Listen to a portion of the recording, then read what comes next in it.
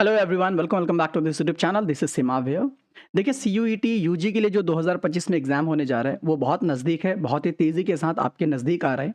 तो इसलिए आपसे रिक्वेस्ट है कि प्लीज़ प्रिपरेशन में लैग होने ना दें, क्योंकि इस बार जो कंपटीशन होगा बहुत ज़्यादा टफ होने वाला है। तो इसी चीज़ को देखते हुए इस बार सीयूईटी यूजी के लिए जो बच्चा आपका डोमेन पॉलिटिकल साइंस रखना चाहता है, तो उसके लिए ख़ास तौर से इस वीडियो के अंदर उसका सिलेबस क्या होगा वो टॉपिक वाइज एंड सब टॉपिक वाइज पूरी चीज़ें इस वीडियो के अंदर हम देखेंगे। ठीक है। आगे बढ़ने से पहले एक आपसे छोटी सी रिक्वेस्ट है कि प्लीज़ चैनल पे नए हो तो चैनल को प्लीज़ सब्सक्राइब करो एंड प्रेस करो बेल बटन को, ताकि आपको सारी नोटिफिकेशन ऑन टाइम मिल सके। आगे बढ़ेंगे। एक चीज़ें बताना चाहूँगा, आप अगर क्लास 12th में हो तो आप दो किताबें पढ़ते हो। एक किताब है आपका यहाँ पर politics in India since independence, जिसमें हम लोग इंडियन पॉलिटी देखने वाले, इंडियन पॉलिटिक्स को देखेंगे। दूसरी किताब है यहाँ पर हमारा कंटेम्प्रेरी वर्ल्ड पॉलिटिक्स, जिसके अंदर आप वर्ल्ड पॉलिटी के बारे में स्टडी करते हो। बट एक खास बात यह है कि इस बार जो सीबीएसई 2025 का एग्ज़ाम जो बच्चा देने वाला है, ठीक है, तो इसके सिलेबस में बहुत सारे चैप्टर्स को कटौती किया गया है। लेकिन भाई एक बात याद रखो, एनटीए जो इस बार आपका सीयूईटी का एग्ज़ाम कंडक्ट करा रहा है वो कह रहा है कि भाई आपका जो चैप्टर कट चुका है उससे भी आपका क्वेश्चंस पूछे जाएंगे। तो प्लीज़ इस वीडियो के अंदर वो सारे के सारे कटे हुए टॉपिक्स को भी आपको फोकस करनी है। तो आपसे मैं एक ज़रूर एडवाइस दूंगा कि अगर आपके पास बुक है तो आप बुक निकालें और उनमें पेन या पेंसिल से टॉपिक जो का मेजर टॉपिक होगा, मेन टॉपिक होगा, उस पर आप टिक करो। और जो टॉपिक आपको ना मिले तो प्लीज़ उसका स्क्रीनशॉट या नहीं तो किसी अदर कॉपी में आप उसको उतार लें, ताकि उस टॉपिक को आपको अपने स्टडी के टाइम पे रिवाइज करने में या उसको स्टडी करने में आपको मदद मिले। तो चलेंगे, आगे बढ़ेंगे, बट उससे पहले एक छोटा सा रिक्वेस्ट और है। ये है हमारा टेलीग्राम का हैंडल, क्योंकि अगर आप चाहते हो कोई भी माइनर इन्फॉर्मेशन जिसका मैं वीडियो ना बनाऊं और वो इन्फॉर्मेशन आप तक पहुंचाना मेरे लिए ज़रूरी है, तो प्लीज़ इस टेलीग्राम हैंडल को आप फॉलो कर ले, ताकि आप सारे के सारे इन्फॉर्मेशन से लैस हो सको। एंड इंपॉर्टेंटली जो वीडियो मैं भी बना रहा हूँ इसकी अगर आप पीडीएफ चाहते हो पूरी की पूरी प्लेलिस्ट का, या फिर पूरी की पूरी जो आपका बुक के आई मीन टॉपिक के लिस्ट है उसका प्लेलिस्ट चाहते हो, तो मैं इस टेलीग्राम चैनल में पिन कर दूंगा, आप वहाँ से भी जाके डाउनलोड कर सकते हो। तो चलिए वीडियो में आगे बढ़ रहे हैं। तो सबसे पहले हम लोग politics in India since independence के जितने भी चैप्टर्स हैं और जितने भी इंपॉर्टेंट सब टॉपिक्स हैं उसको डिस्कशन करेंगे। फिर उसके बाद वर्ल्ड पॉलिटी की बुक को डिस्कशन करेंगे। तो सबसे पहला आप यहाँ पे देखोगे, ये है आपका चैप्टर फर्स्ट, जो कि है the era of one party dominance. मैं इंडिया की बात कर रहा हूँ। इसके जो मेजर टॉपिक मिलेगा आपको, फर्स्ट 3 जनरल इलेक्शंस, जब इंडिया इंडिपेंडेंस हुआ उसके बाद जो 3 पहला जनरल इलेक्शन हुआ उसके सारे के सारे टॉपिक्स को आपको स्टडी करनी है। एंड आपको याद होगा कि वो आपका पार्टी कांग्रेस ही था जिन्होंने पहले 3 जनरल इलेक्शंस में अपना दबदबा बना के रखा, अपनी प्रभुत्व बना के रखी थी। दूसरा पॉइंट है आपका nature of Congress, dominance at the national level, क्योंकि कांग्रेस नेशनल लेवल पे अपना डोमिनेंस बना के रखा था। बट याद रहे कुछ स्टेट ऐसा था जहाँ पे उनका इवन डोमिनेंस नहीं था, अनइवन डोमिनेंस हो गई थी। तो आपको वो सारे के सारे पॉइंट्स कंप्लीट करने हैं भाई। एंड डेफिनेटली आगे बढ़ोगे, कोलिशन नेचर ऑफ कांग्रेस, क्योंकि कांग्रेस जो था वो आपका इकलौता एक आइडियोलॉजी को लेकर के नहीं चलता था, वो कई आइडियोलॉजी को अपने आप मिक्स करके वो रन करता था, आगे बढ़ती थी। तो उनके कोलिशन नेचर के बारे में भी आपको पढ़ना है कि उनका कोलिशन नेचर कैसा था।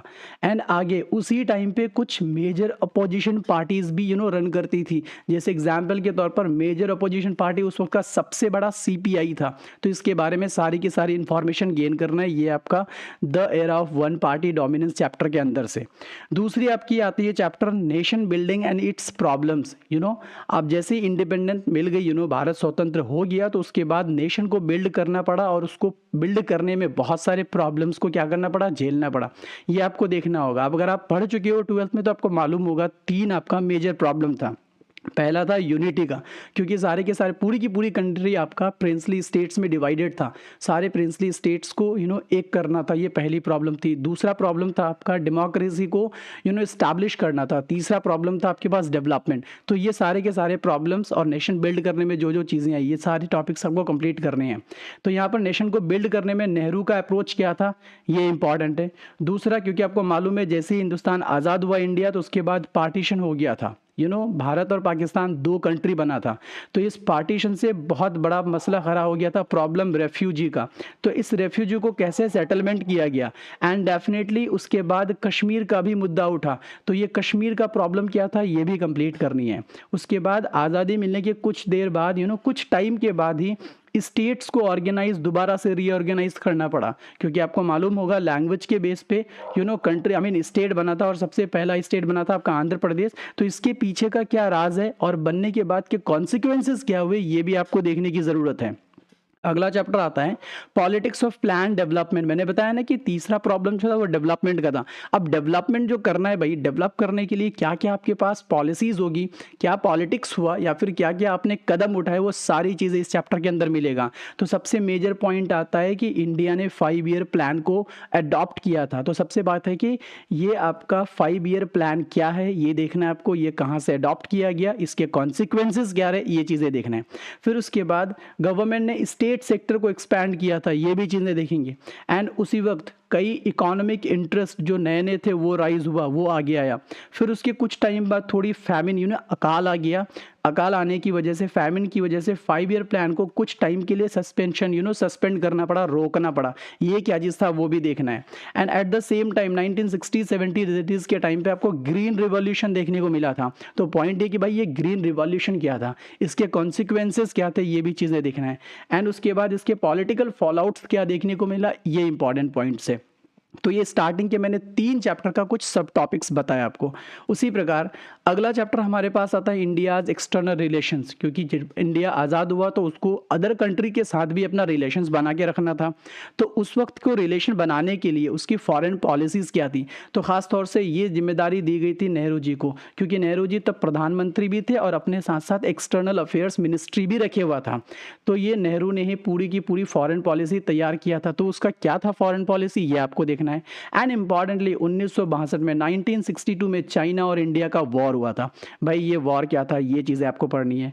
एंड उसके साथ इंडिया और पाकिस्तान का भी वॉर हुआ था। डेफिनेटली ये आज भी देखने को मिल जाता है हमको कहीं कहीं पे। तो 1965 में इंडिया और पाकिस्तान का पहली लड़ाई हुई।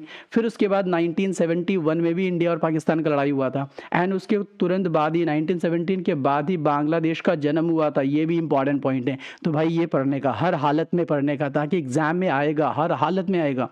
Please keep in mind these things. आगे आता है इंडियाज़ न्यूक्लियर प्रोग्राम। तो इंडिया का न्यूक्लियर प्रोग्राम को लेकर के क्या अप्रोच था, क्या थ्योरी था, क्या सोच था, ये सारी चीज़ें आपको देखने को मिलेंगे। एंड इंपॉर्टेंटली वर्ल्ड पॉलिटिक्स में आपका शिफ्टिंग अलायंस का क्या सीन था, ये भी आपको इसी चैप्टर में देखने को मिलेगा। तो ये इंपॉर्टेंट टॉपिक्स हुआ इंडियाज़ एक्सटर्नल रिलेशंस का। सो प्लीज़ ये सारे टॉपिक्स को आपको कंप्लीट करना है, हर हालत में करना है और एग्जाम से पहले करना है। अगला चैप्टर आता है challenges to and restoration of the Congress. तो आप जब चैप्टर रीड करोगे ना भाई, तो कांग्रेस के अंदर बहुत सारे उठापटक आपको देखने को मिलेंगे। तो उठापटक का सेंस ये हुआ कि कांग्रेस सिस्टम में आज़ादी के बाद क्या क्या चैलेंज था, और उन सारे चैलेंज को फेस करते हुए दोबारा से फिर उसी कांग्रेस को कैसे रिस्टोर किया गया, ये चीज़ें देखना है। मैं आपको बता दूं, जब तक नेहरू जी प्रधानमंत्री थे, यानी कि जिंदा थे, इस दुनिया में थे, तो उनका कांग्रेस बहुत बढ़िया तरीके से रन कर रहा था। लेकिन जैसे ही उनकी डेथ हो गई, उनके बाद कांग्रेस में थोड़ी सी उठापटक शुरू हो गई। तो इस चैप्टर को आप पढ़ेंगे तो आपको पूरी अच्छी तरीके से समझ में आ जाएगा कि क्या टेंशन था, क्या टेंशन नहीं था। फिर नेहरू के पहले क्या था, नेहरू के रहते हुए, इंडिया दुनिया में रहते हुए आपके कांग्रेस का क्या सिस्टम था, देन उसके डेथ होने के बाद क्या हुआ, ये सारी चीज़ें इस चैप्टर के अंदर देखने को मिलेगा। दूसरा है non Congressism and electoral upset in 1967 में कुछ तो घटना घटा होगा। डेफिनेटली 1967 को यहाँ पे बोला गया है, तो आप देख लेना प्लीज़ क्या चीज़ है। एंड इंपॉर्टेंटली कांग्रेस टूट गया भाई, स्प्लिट हो गई। फिर दोबारा से उसको रिकॉन्स्टिट्यूट किया गया उसी कांग्रेस को। देन 1971 में आपको कांग्रेस को एक भारी बहुमत के साथ जीत भी मिली। ठीक है, तो ये सारी चीज़ें इसमें देखना है। एंड उस वक्त आपका इंदिरा गांधी ने एक गरीबी हटाओ का नारा दिया था, और ये नारा इतना पॉपुलर हुआ कि उसको आपको बता दूं कि फर्श से लेकर के अर्श तक बैठा दिया। किसको? इंदिरा गांधी जी को। तो ये गरीबी हटाओ का नारा का पॉलिटिक्स क्या था, ये भी आपको देखना है, और ये भी इसी चैप्टर के अंदर में मिलेगा। अगला आता है चैप्टर आपका crisis of constitutional order. Chapter से ही समझ में आ रहा है कि भाई कॉन्स्टिट्यूशनल ऑर्डर को लेकर के क्या क्या क्राइसिस था, वो सारी की सारी इस चैप्टर के अंदर देखने को मिलेगा। पहला पॉइंट आता है search for committed bureaucracy and judiciary. Bureaucracy, IAS, IPS, समझ में आ रही चीज़ें आपको, ये तो बहुत सारे लोगों का ख्वाब भी होगा, डेफिनेटली, कोई बात नहीं। आगे आता है जुडिशरी, इसको लेकर के क्या क्या कमिट होना था, ये सर्च करना। दूसरा, नवनिर्माण मूवमेंट स्टार्ट हुई थी भाई गुजरात में। और दूसरा मूवमेंट था आपका बिहार में, ये खतरनाक मूवमेंट था। इसके बाद ही कांग्रेस की थोड़ी सी नैया डूब गई थी, फिर उसके कुछ दिन बाद ही दोबारा से उन्होंने नैया को उठा लिया, वो अलग सी बात है। आगे आता है इमरजेंसी। आपके इंदिरा गांधी के टाइम पे इमरजेंसी लगाया गया था 1975 से 77 के बीच में, ठीक है। तो इस इमरजेंसी का कॉन्टेक्स्ट क्या था, कॉन्स्टिट्यूशनल और एक्स्ट्रा कॉन्स्टिट्यूशनल डायमेंशन क्या था, रेजिस्टेंस क्या था इमरजेंसी को लेकर के, ये सारे टॉपिक्स आपको इसी चैप्टर के अंदर देखने को मिलेंगे। फिर उसके बाद एक नई चीज़ सामने आती है, 1977 में एक इलेक्शन होता है और उस इलेक्शन में जनता पार्टी की फॉर्मेशन होती है, यानी कि जनता पार्टी जीत जाती है भाई। फिर उसके कुछ दिन बाद ही वो फिर उठापटक की वजह से फिर वो ख़त्म हो जाता है, फिर दोबारा कांग्रेस ही आता है। बट यहाँ पे पहली बार आज़ादी के बाद पहली बार कांग्रेस के अलावा दूसरा political party central government form करती है। तो एक इंटरेस्टिंग स्टोरी है, आप ज़रूर पढ़ना, एग्जाम के पॉइंट ऑफ व्यू तो पढ़ोगे ही, बाकी अपने नॉलेज के पॉइंट ऑफ व्यू से भी पढ़ना। एंड आगे आता है rise of civil liberties organisation. कुछ सिविल लिबर्टीज ऑर्गेनाइजेशन भी उसके बाद धीरे धीरे पनपने लगी, तो वो सारी चीज़ें देखने को मिलेगा इस चैप्टर के अंदर। आगे देखेंगे हम लोग रीजनल एस्पिरेशंस एंड कॉन्फ्लिक्ट्स, ये है नेक्स्ट चैप्टर आपका। एस्पिरेशंस एंड कॉन्फ्लिक्ट किस लेवल पे भाई, रीजनल लेवल पे देखने का है। सबसे पहला rise of regional parties. Regional parties का मतलब यहाँ पर आप पॉलिटिकल पार्टीज ले सकते हो। स्टार्टिंग में कुछ ही पॉलिटिकल पार्टीज थी, फिर धीरे धीरे टाइम बीतता गया, बहुत सारे पॉलिटिकल पार्टीज भी बनने लगे, अलग अलग थॉट्स बाहर आने लगे, फिर अलग अलग उस थॉट के बेस पे अलग अलग पॉलिटिकल पार्टीज बनी। आगे एक इंपॉर्टेंट केस देखने को मिलेगा, पंजाब क्राइसिस, क्योंकि पंजाब में एक एंटी सिख राइट्स हुआ था 1984 में। आप इसी के बाद आप समझ सकते हो इंदिरा गांधी की थोड़ी असासिनेट भी हो गया था, उसको हत्या हो गई थी। क्या सीन है, आपको इसमें पूरा का पूरा सीन देखने को मिलेगा। फिर इंपॉर्टेंट यहाँ पर आता है कश्मीर की सिचुएशन को लेकर के, क्योंकि आप जब पहला चैप्टर पढ़ोगे ना तो कश्मीर के बारे में थोड़ा सा बताया गया है, क्योंकि कुछ प्रिंसली स्टेट्स ऐसे थे जो इंडिया में अपने आप को यूनाइट नहीं करना चाहते थे। मैं आपको एग्जाम्पल कहता हूँ, थोड़ा बताऊंगा, ज़्यादा डीप नहीं जाऊंगा। जैसे मणिपुर था, जुनागढ़ था, कश्मीर था और हैदराबाद था। ये 4 प्रिंसली स्टेट्स ऐसा थे जो आपको इंडिया में यूनाइट नहीं करना चाहते थे, जोड़ना नहीं चाहते थे। तो किसी प्रकार से हैदराबाद को, जुनागढ़ को, कश्मीर को, मणिपुर को ऐड कर लिया गया। बट वहां पे कश्मीर एक हॉट टॉपिक बन जाता है, जो उस चैप्टर में उसको डिस्कस नहीं किया गया था। लेकिन हाँ, रीजनल एस्पिरेशन एंड कॉन्फ्लिक्ट्स वाले चैप्टर पे कश्मीर को ओपनली बहुत ही बढ़िया तरीके से समझाया गया है। तो ये पूरी की पूरी सिचुएशन आपको इस चैप्टर के अंदर स्टडी करनी है, हर हालत में स्टडी करनी है, क्योंकि क्वेश्चंस पूछे जाएंगे और स्टैटिस्टिक्स क्वेश्चन पूछेगा डायरेक्ट ठोक करके। आगे है challenges and response in the north east, क्योंकि नॉर्थ ईस्ट के स्टेट्स वो भी आज की भी डेट में आपने सुना होगा, अभी मणिपुर में बहुत खतरनाक मामला चल रहा है और काफ़ी दिन से चल रहा है। अभी थोड़ा न्यूज़ वगैरह में कम आ गया है, वो अलग सी बात है, बट नॉर्थ ईस्ट का मामला शुरू से हॉट है। तो यहाँ पे भी देखना है कि नॉर्थ ईस्ट को लेकर के क्या क्या चैलेंजेस थे और उसका क्या रिस्पांस मिला उनको और गवर्नमेंट को, ये सारी चीजें आपको इस चैप्टर के अंदर देखने को मिलेंगे। आगे आता है कुछ सोशल मूवमेंट्स भी राइज होने लगे धीरे धीरे, क्योंकि जैसे जैसे टाइम बीतता जाता है तो गवर्नमेंट होती है, थोड़ी सी उठापटक होती है, तो लोगों की कुछ की एस्पिरेशन पूरी होती है, कुछ की नहीं होती है। इस चक्कर में बहुत सारे अलग अलग सोशल मूवमेंट्स पनपने लगे इंडिया के सरजमीन पर। तो पहला देखने को मिलेगा यहाँ पर कुछ फार्मर्स के मूवमेंट, दूसरा वुमेन के मूवमेंट देखने को मिलेंगे, तीसरा इन्वायरमेंट को लेकर के मूवमेंट मिलेगा। आगे डेवलपमेंट अफेक्टेड पीपल, एक ऐसा लोग जिसको डेवलप नहीं मिल पाई, जो डेवलपमेंट हुआ उनका फायदा नहीं पहुंच पाया उन लोगों तक, उन लोगों ने भी कुछ क्या किया, आपके मूवमेंट्स निकाले, आंदोलन निकाले। फिर मंडल कमीशन, एक इंपॉर्टेंट टॉपिक है यार, मंडल कमीशन को जनता पार्टी ने फॉर्म किया था, प्लीज आपको पीछे वाले चैप्टर पे देखने को मिलेगा। मंडल कमीशन ने क्या किया था, अपना रिपोर्ट दिया, अपना रिपोर्ट बनाया, उन्होंने पेश भी किया। लेकिन पॉइंट ये है कि मंडल कमीशन के जो रिपोर्ट थे उसको कितना इंप्लीमेंट किया गया एंड उसके आफ्टरमैथ, यानी कि उसके रिजल्ट्स क्या क्या बने, उसके बाद क्या क्या हुआ, ये सारी चीज़ें मे बी कि आपको इस चैप्टर में देखने को मिल जाए। तो ये सारे टॉपिक्स को धीरे धीरे बढ़िया तरीके से कंप्लीट कर लेना। आगे आता है democratic upsurge and coalition politics. धीरे धीरे थोड़ा डेमोक्रेसी में अपसर्ज उठापटक देखने को मिलता है और कोलिशन कि गठबंधन वाली पॉलिटिक्स यहाँ से शुरू होती है।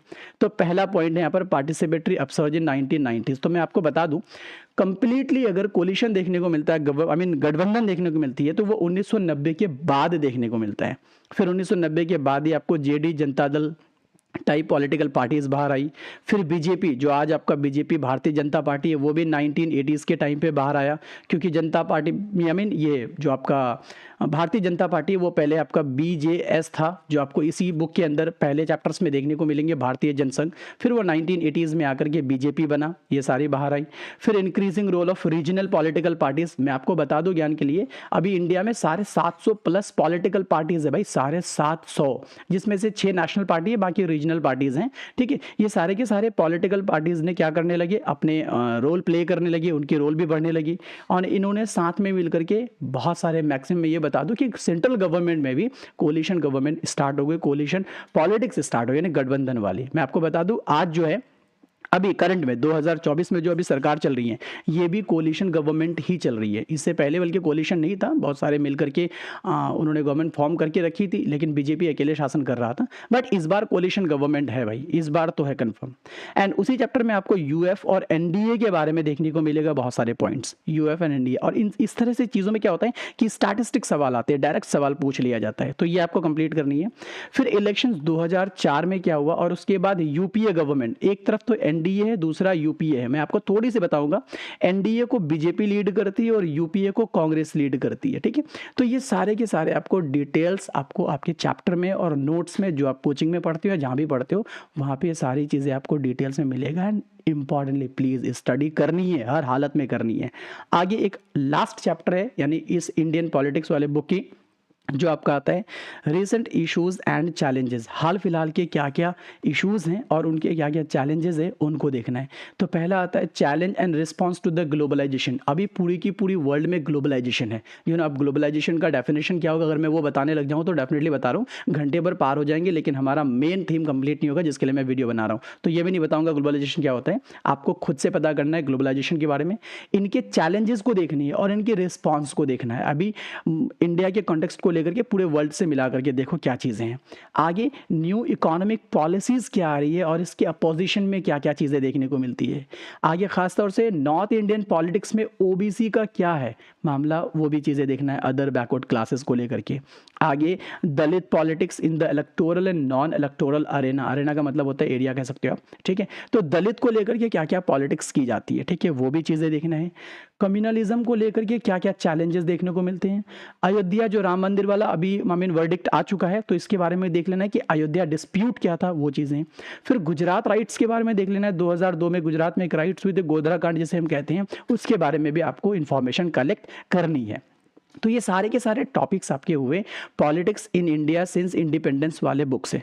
तो प्लीज़ ये सारे के सारे टॉपिक्स कंप्लीट करना, अगर आप डोमेन लिए हो पॉलिटिकल साइंस तो। एंड डेफिनेटली ये सारे के सारे आप स्टडी करोगे और जो भी ड्रीम यूनिवर्सिटी सोच के रखे हो तो डेफिनेटली वहाँ पहुँचोगे। But you have to do man, at any cost, करना पड़ेगा हर हालत में। सो ये सारी चीज़ें आपके politics in India since independence वाले बुक से थी। अब हम आगे बढ़ेंगे आपके कंटेम्प्रेरी वर्ल्ड पॉलिटिक्स यानी कि वर्ल्ड पॉलिटी वाले टॉपिक पे। बट उससे पहले मैं आपसे एक सजेशन पूछना चाहूँगा कि क्या आप इन सारे के सारे टॉपिक्स जो मैं आपको बता चुका हूँ और आगे बताऊँगा, क्या इस पे आप डिटेल्स वीडियो एग्जाम ओरिएंटेड चाहते हो? अगर आप चाहते हो तो प्लीज़ कमेंट करना। एंड इम्पॉर्टेंटली मुझे टेलीग्राम पे फॉलो करके, वहाँ पे भी मैं एक्सेस दूंगा मैसेज करने का, तो आप वहाँ पे भी मुझे बताना इन इंपॉर्टेंट टॉपिक जो आपको जहाँ पे डाउट हो रहा है, तो उसके बारे में भी मैं वो भी आंसर करने की फुल कोशिश करूंगा। तो चलिए आगे देखते हैं कंटेम्प्रेरी वर्ल्ड पॉलिटिक्स का। पहला चैप्टर आता है cold world war in world politics. Cold world war कब शुरू हुआ भाई, आपको पता होगा। सेकेंड वर्ल्ड वॉर जैसे ही एंड हुआ 1945 में, इसके बाद ही भाई कोल्ड वॉर, मैं CW शॉर्ट में लिख देता हूँ, कोल्ड वॉर शुरू हो गया और ये कंप्लीटली 1990 तक चलता रहा भाई। डेफिनेटली बता रहा हूँ मैं आपको। तो वर्ल्ड पॉलिटिक्स में कोल्ड वॉर एरा कैसा रहा, कोल्ड वॉर का टाइम, वो चीज़ें। अब इसमें क्या होता है कि इमरजेंस ऑफ 2 पावर ब्लॉक्स, जैसे ही सेकेंड वर्ल्ड वॉर खत्म हुआ, 2 पावर ब्लॉक, यानी एक का नाम USA और दूसरे का नाम USSR, ये दोनों के दोनों इमरजेंस हो गई, स्टार्ट हो गया कब, after the second world war. तो इनकी पूरी कहानी आपको पढ़ना है, सिर्फ इतना बता करके नहीं छोड़ देना है, पूरी की पूरी कहानी पढ़ना है। देन USA ने क्या रोल प्ले किया, USSR ने क्या रोल प्ले किया, इन दोनों के बीच में क्या उठापटक हुई, कैसा पॉलिटिक्स रहा पूरे की पूरे वर्ल्ड में, ये सारी चीजें देखना है।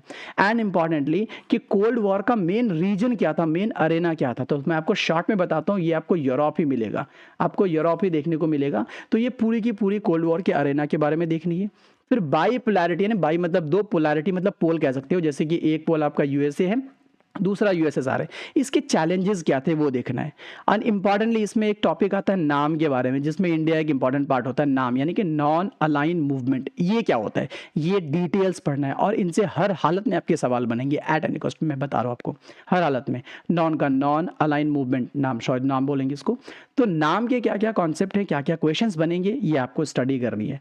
एंड इनमें से एक छोटा सा पॉइंट बता रहा हूँ, हमारे जो नेहरू जी जो थे first prime minister of independent India का, उन्होंने भी नाम के एक कह सकते हो आप फाउंडर मेंबर थे। ठीक है, ये चीज़ें याद रखनी है। आगे, the quest for new international economic order, new international economic order यानी कि NIEO के क्या क्या क्वेस्ट यानी क्या क्या सर्च थे, ये भी स्टडी करनी है। मैं शॉर्ट में बता दिया, एक इंपॉर्टेंट टॉपिक बन रहा है। आगे, इंडिया और कोल्ड वॉर के बीच में क्या रिलेशन था भाई, यानी कोल्ड वॉर में इंडिया किस तरीके से इंपैक्ट डाल रहा था या इंपैक्ट हो रहा था, ये सारी चीज़ें आपको इस चैप्टर के अंदर देखने को मिलेंगे। आगे आता है disintegration of second world and the collapse of bipolarity. इसको शॉर्ट में बताता हूं मैं कि 1990 के टाइम पे 1990s बोल रहा हूं मैं, उस वक्त यूएसएसआर कोलैप्स हो गया, खत्म हो गया। तो इस चैप्टर के अंदर यूएसएसआर खत्म होने के क्या क्या पॉइंट्स बने, उसके बाद क्या क्या हुआ, क्यों टूटा, कैसे टूटा, ये सारी नोट्स आपको इसके अंदर मिलेगा।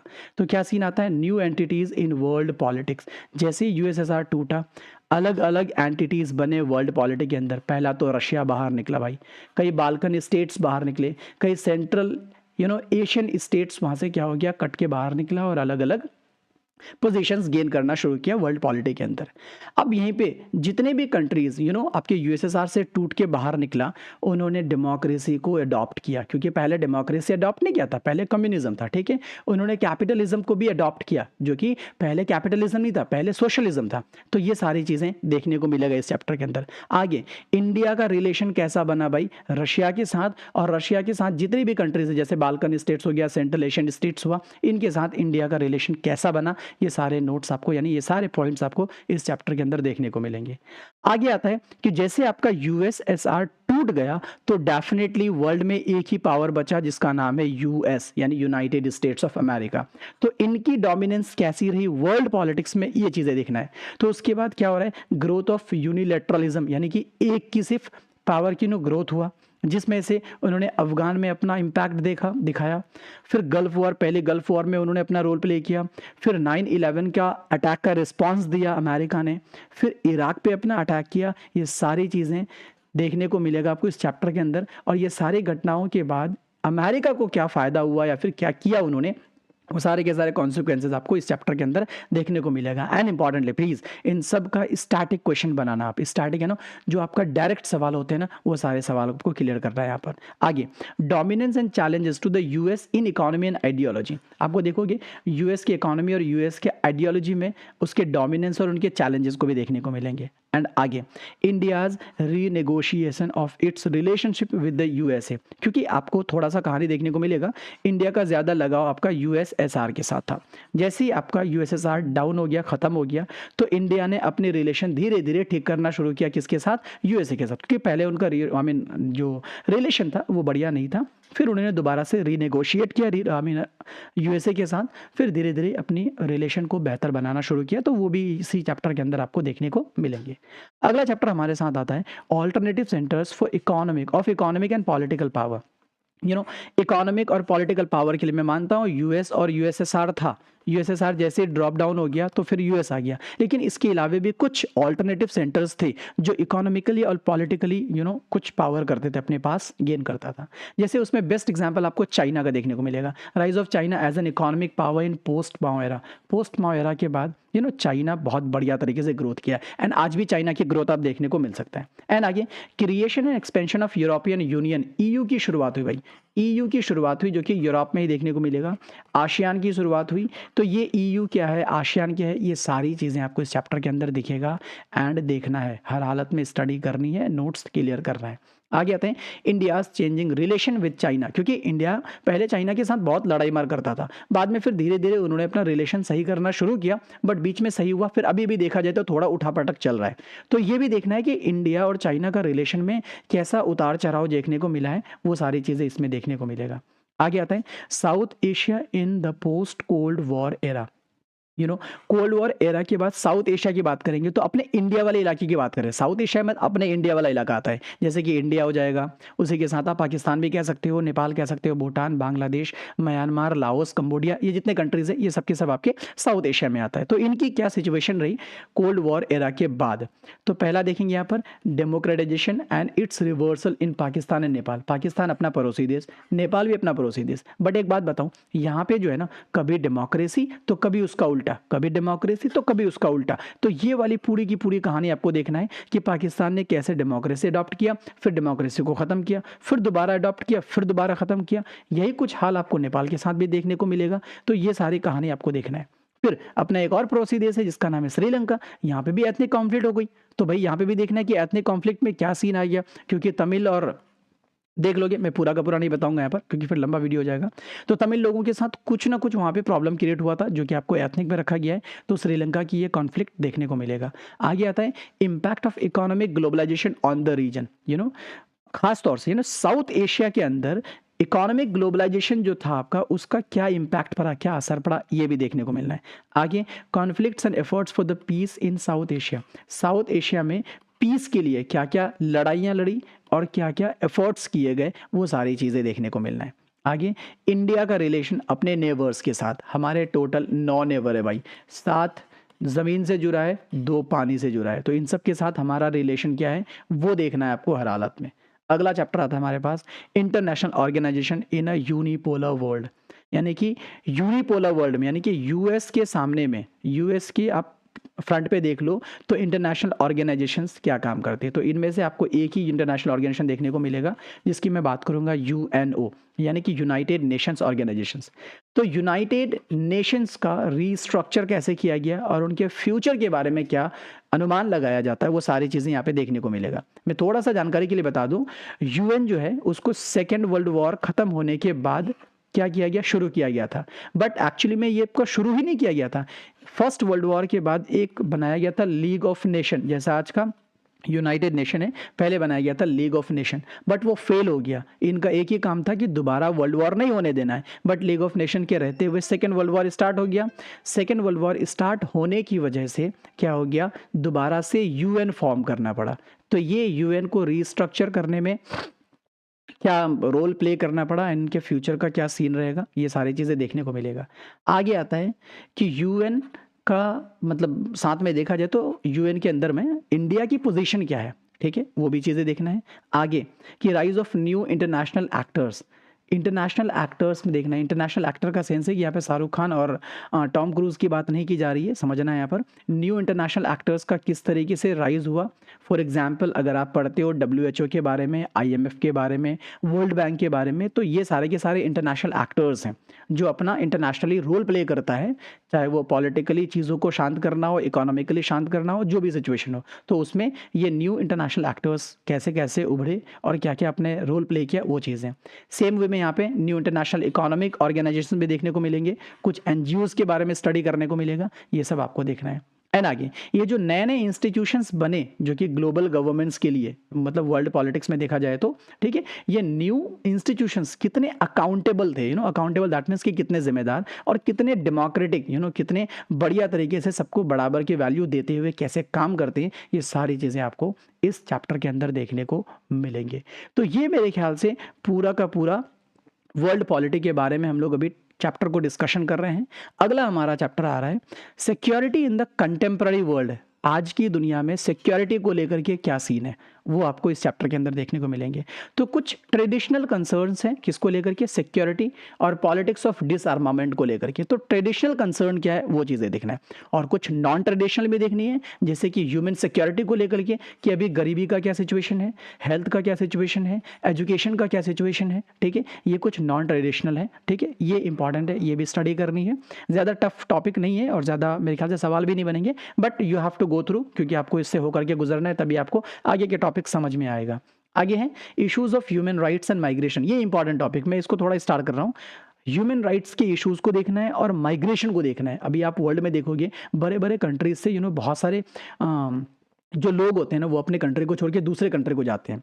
अब उसके पीछे कई अलग-अलग रीज़न होते हैं, पुश फैक्टर, पुल फैक्टर, अलग-अलग फैक्टर्स काम करते हैं, बट वो सारे फैक्टर्स देखना है कि माइग्रेशन के लिए मेन रीज़न कहाँ से क्या हो रहा है, ठीक है? वो टॉपिक यहाँ पे देखना है।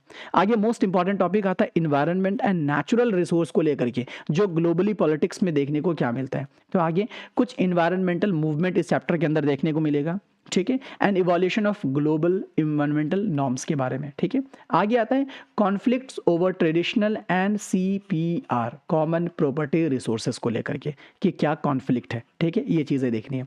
आगे है राइट्स ऑफ इंडिजीनियस पीपल।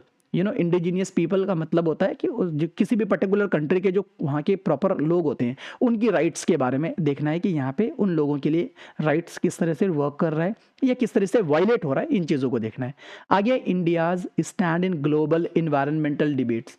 जो ग्लोबली कोई भी इन्वायरमेंटल डिबेट्स होता है तो वहाँ इंडिया कहाँ स्टैंड करता है या इंडिया का अपना क्या विचार रहता है, क्या थॉट रहता है, उनके बारे में आपको यहाँ पे देखने को मिलेंगे इस चैप्टर के अंदर।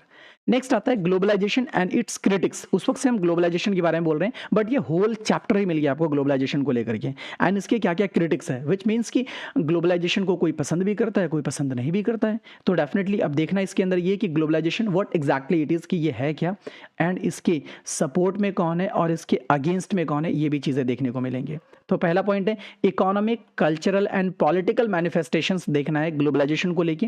दूसरा है debates on nature of consequences of globalisation, globalisation के कॉन्सिक्वेंस को लेकर के या उसके नेचर को लेकर क्या डिबेट है वो देखना है।